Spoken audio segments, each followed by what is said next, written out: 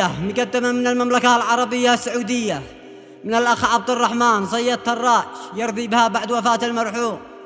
مفتح صالح مفتح حراش، ورحمة الله تخشاه وسكن فسيح جناته. وكما نعزي بها عيال الفقيد، الأخ صادق والأخ محمد والأخ عدي وأخوان الفقيد، على راسهم الفندم معمر هراش والشيخ عامر هراش وبيت تراش كافة وخارف وحاشد عامة. والقصيدة تحكي وتعبر بما فيها، أداء الشاعر طه الضبري، وتسجيل استديو أنغام صنعاء، هندسة ومكساج المهندس عبد الله عبد الباسط الحارثي. جاني علوم الشر من وسط البلد، عبر اتصل جدنا علوم الفجاعة، قالوا راح المفتاح ولن يرجع أبد،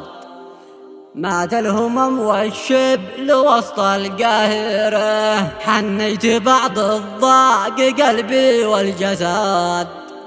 واحنا بعيد ضقنا بوسط المملكة، حنيت مثل الطق ملا ساق المداد، أو مثل ما البركان وابو مروحة.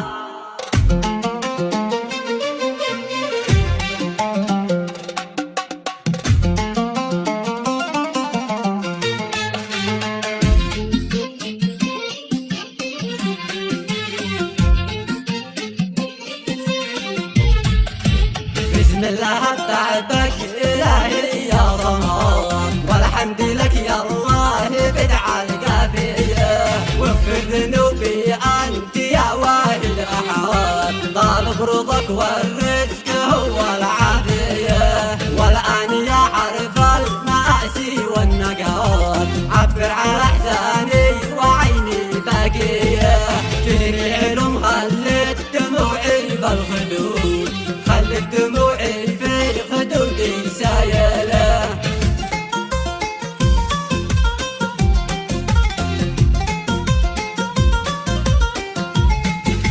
كان علوم الشر من وسط البلاد، عبر اتصل جدنا علوم الفجاعة، قالوا راح المفتاح ولن يرجع أبد، مات الهمم والشبل وسط القاهرة، حنيت بعد الضاق قلبي والجسد، واحنا بعضنا بوسط المملكة، حنيت مثل الطق ولا ساق المدد، أو مثل ما البركان وابو مروحة، بعد الرجل مفتاح حدي ساب البلد وفلتت ديره وفارق اسرته، حنيت مثل الطق بلا ساق المدد، أو مثل ما البركان وابو مروحة، بعد الرجل مفتاح حدي ساب البلد وفلتت ديره وفارق اسرته، يا قهر قلبي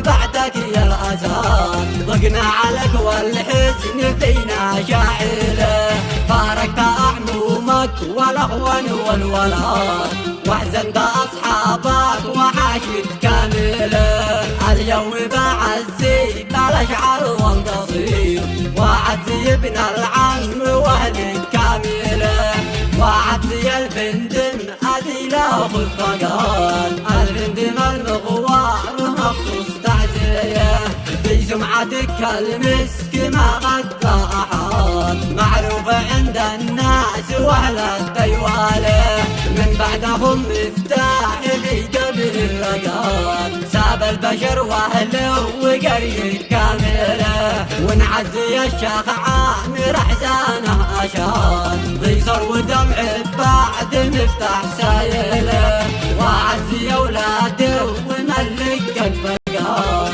ذي فارق الوالد أساس العائلة، واختم بأقوالي في خاتم القصيد، المصطفى يشفع لمن للذاكرة.